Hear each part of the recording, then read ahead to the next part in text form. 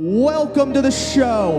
Now please strap in for the truth and remember the words of the great Tom Cruise. I want the truth! You can't handle the truth! Now welcome to Off Topic on Porn.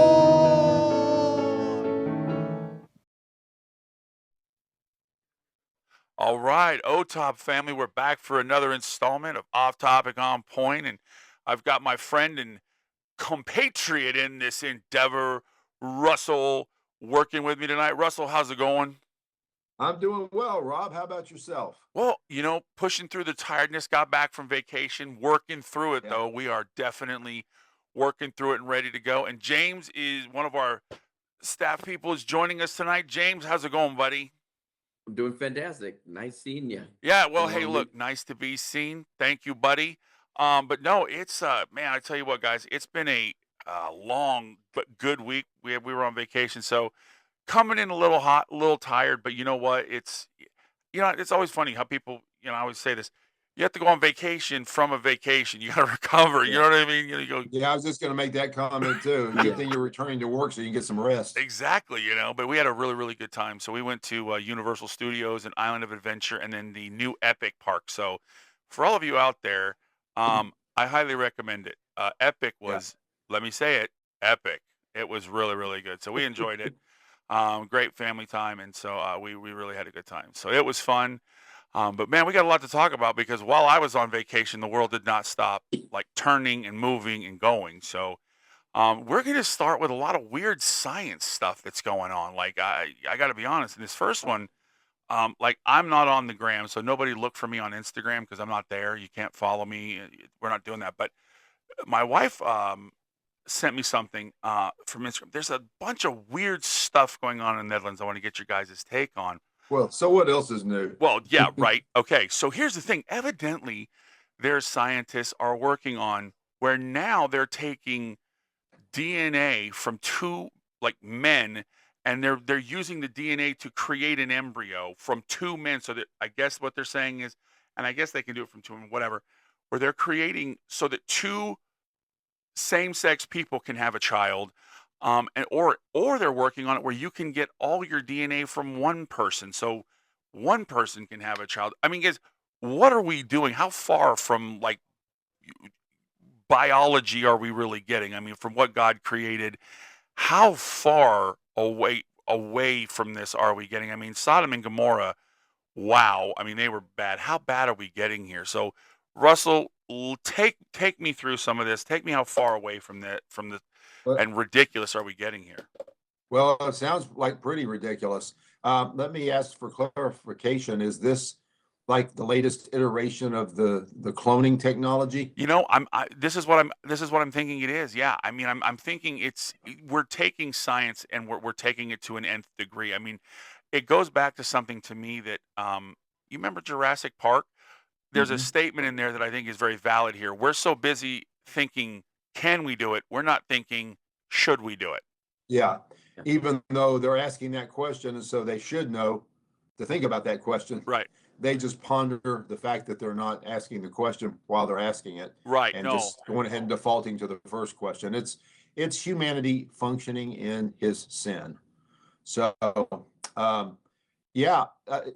obviously, from a biblical and a biological perspective, he made them in the beginning male and female. And, the intent obviously is for a man and a woman to come together and have a family. Yeah. And that's where kids come from. So that's basic knowledge. Mankind who loves to toss God's plan out the window and create his own plan. It sounds to me like this is just yet another attempt by humanity to play God. And,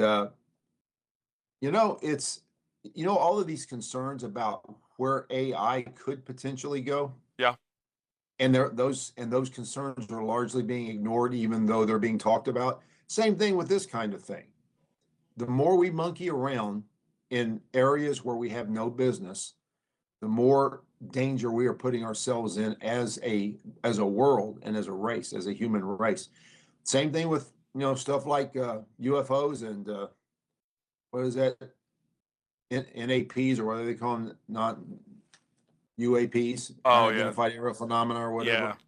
Yeah. I can't remember all the acronyms, but same kind of thing, you know. Yeah. So, well, we've got aliens, and so we're going to do something with those aliens. Well, you don't know what those are.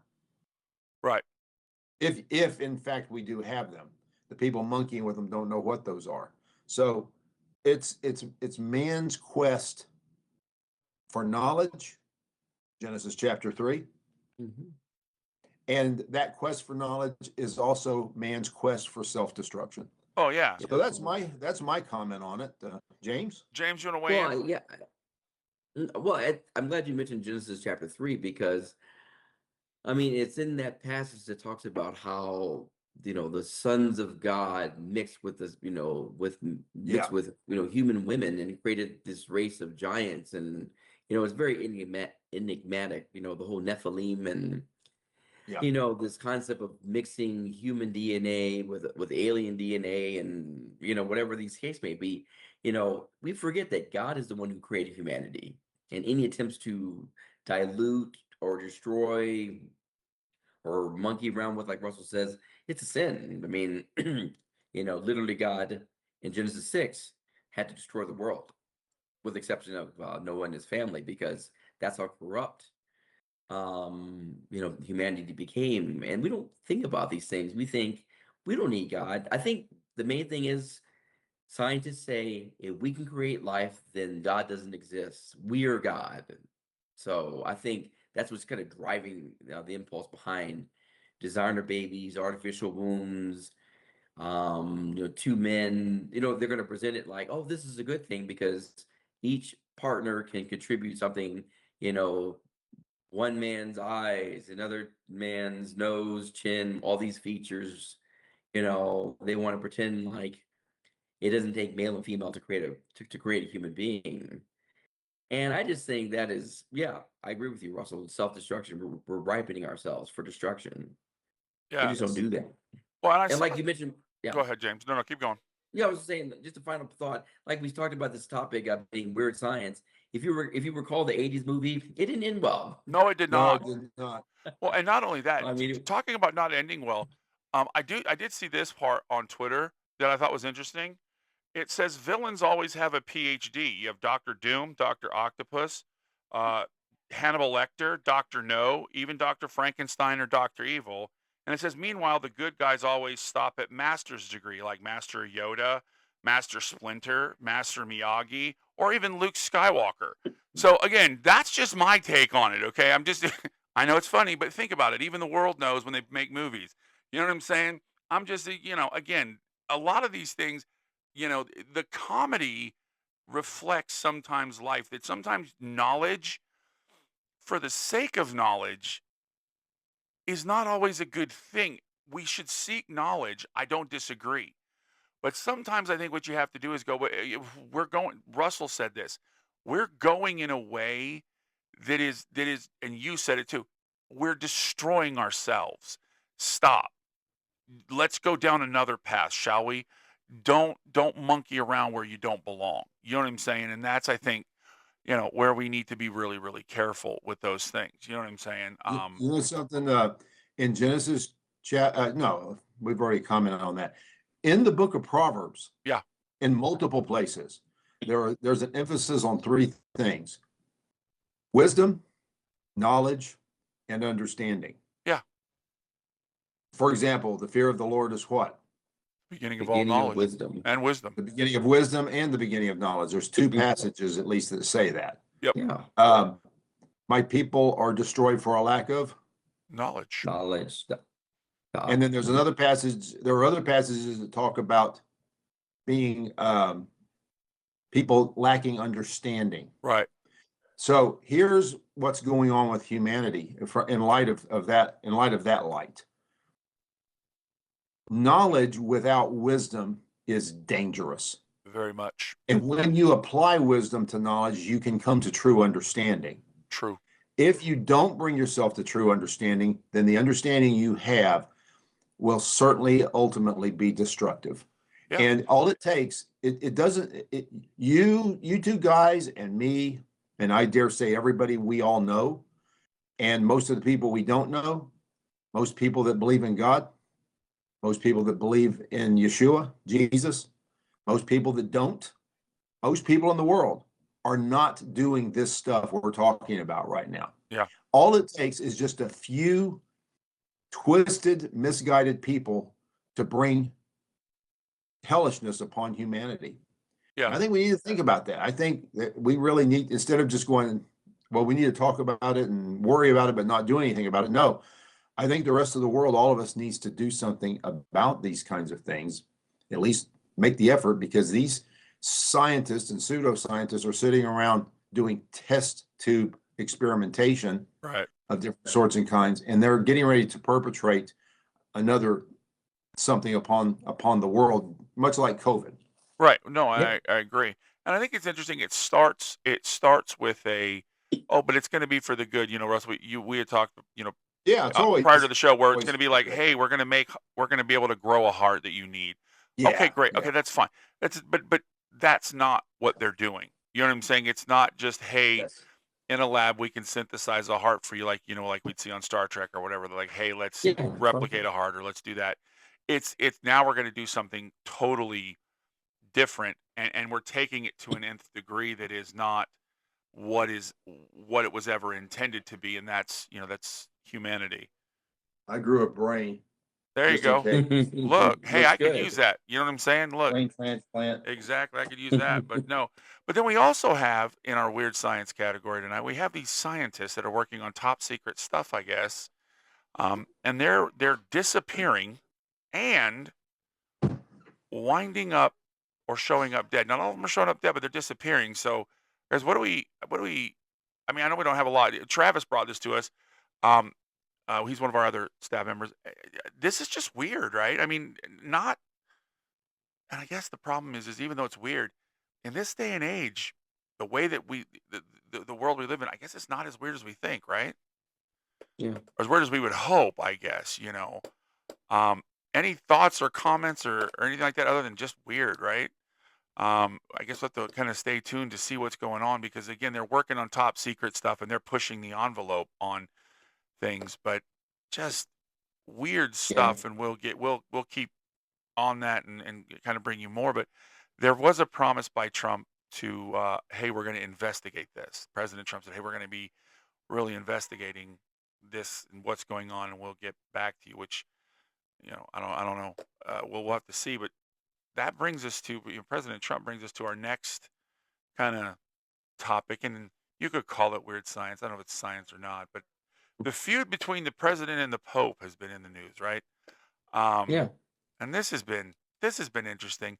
I don't think I even need to set this up. I'm just going to let you guys have at it. So, Russell, the feud between the president and the Pope, I serve it to you, sir. Have at it. Well, I honestly don't know how much of a feud it is. There's just been a couple of exchanges, but it is telling that we've got a pontiff that is thinking that it is his place to interfere in American politics.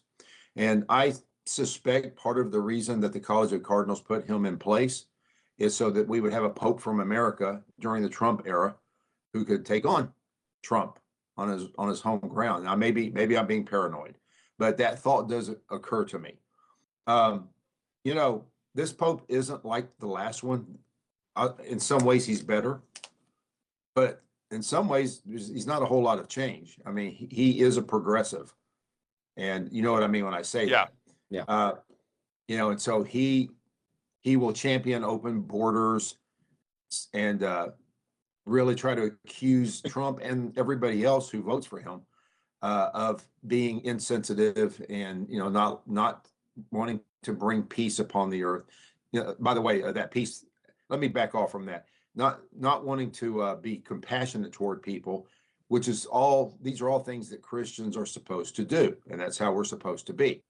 Well, when it comes to the war in Iran, okay, we're supposed to be peacemakers, and Trump's not being a peacemaker. So there's all of this misapplied theology that's taken out of context and reapplied in the current context. He never bothers to talk about just war theology, which, by the way, it is early Catholic theologians who came up with, who codified just war theology. So I find it really kind of comical that he takes that posture.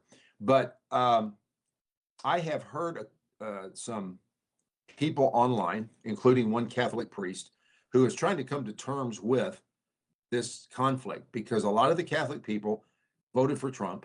They are pro-Trump, and yet they're put in this uncomfortable position of seeing the Pope of their church, the head of their church, at odds with the president that they voted for. And some people are saying, well, this is going to cause Trump to lose people. But that narrative has been voiced in other things that Trump has done, and yet the polls still keep telling the story. He continues to grow in popularity. He continues to grow in approval, and so I can't help but think that maybe this is just one more effort by globalists, of which he is one, the Pope is one, to try to bring Trump down any way they can think of to do it. And if you got to use the Catholic Church to do it, then he's fair game, and it's fair game. So So I anyway, do have a those are my question. Yeah, comments. so I have a question, James, Hey, because I want to ask you hmm? two questions that you can, based on what Russell said. So, one, do me a favor because I'm gonna let you talk. But when we do this, because Russell was talking about how the Pope, one of the things, he's a progressive, and he's talking about open borders. So doesn't the Pope live in one of the most secure, walled off cities in the world? And didn't you not? I think it was you who told me he went into a mosque to pray. So do me a favor, answer those two questions in your time. Go.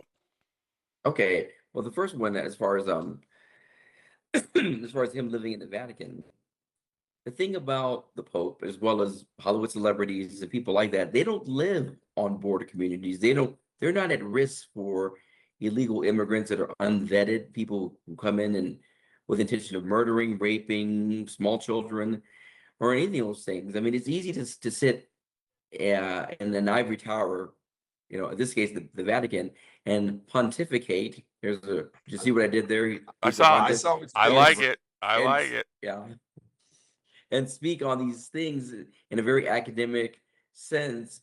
He's living in the lap of luxury. He doesn't have to live with any of this. He Right. doesn't have to pay for any of Sure. this. He lives on the Catholic Church's dime, and he's kind of tone deaf when it comes to these things. Borders are, Tom Holman, who is a lifelong Catholic, says, I wish the Pope would see what it's like for people to have a rapist come in from Honduras or one of these places and actually rape a child, and then say we need to be pro-immigrant. We're not immigration in America. We want to vet people. We want to make sure the good guys come in Yeah. and the bad guys stay out. Absolutely. So it's not And come in the legal way. Yeah. right. Yeah, that's usually the first step.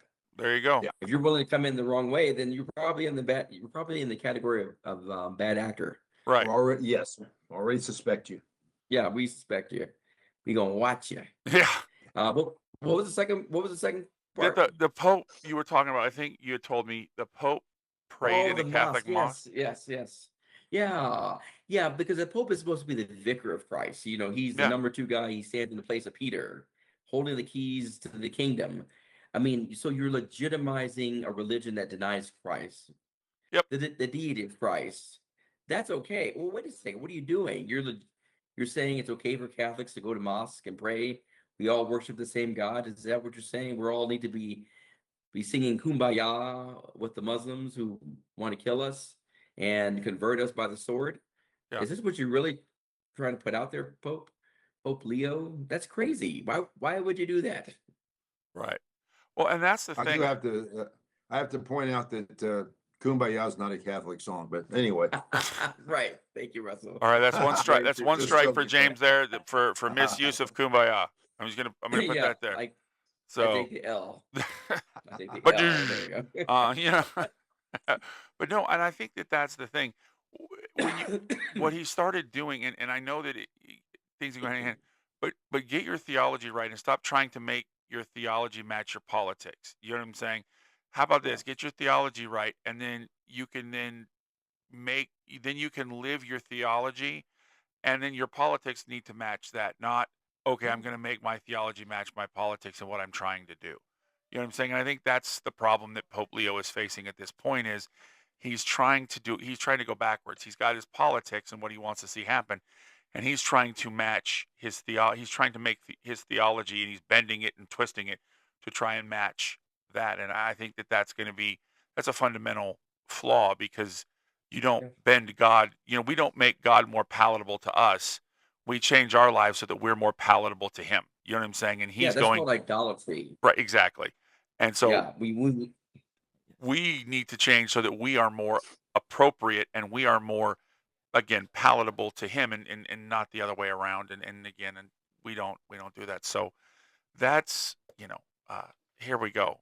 So I think it's going to create more of a problem for him, and people who are of the and there are people who are of the Catholic faith and are like, look, I don't like the guy. I'm not going to be able to follow the guy. They're going to have to come to their own terms on what they're going to do. Again, I don't know. That's an interesting conundrum they're going to face. I will say that, yeah, because yeah. if your head guy is going in and saying, hey, I'm going to validate, first of all, a religion that doesn't Recognize Christ. recognize Christianity. By the way, that's a problem. Secondly, Well, it's really the important thing yeah, no, is not Christianity. It's The only good. important thing is the person of well, Jesus. I'm sorry, I Amen. don't And mean they like, and but they yeah, have they mangle who he is. they really So do. already there's a disassociation between Islam and Christianity, and the Catholic Church, which is ostensibly they're supposed to be a Christian denomination, right? Right, They say they're the Christian denomination, right, and so what are you doing, climbing into bed, as it were, sure, with a faith expression that takes the person of Yeshua and uh, diminishes him to the extent that they diminish him. They say they respect him. They don't respect him. The only way you can respect somebody, I would argue, is if you relate to them and affirm them and acknowledge them as who they are. right, Yeah. When you redefine somebody, you are not respecting that person. If I start defining James as a dog or some other animal, I have diminished him and disrespected him. right. I didn't say, but he's a good dog. He's one of the best kind of dogs out there. No, Doesn't it matter. doesn't matter how well you define the dog. He's not a dog, and you're calling him a dog. And see, that's Right, kind of what's going on here in the theological right. distinction between the two. So, what is the Pope doing? I mean, I agree with your question, Rob. It's does he even know what he's doing? I think he does, and I think it's intentional, and I don't think it's a good No, reason. I don't either. and I think James you can answer this.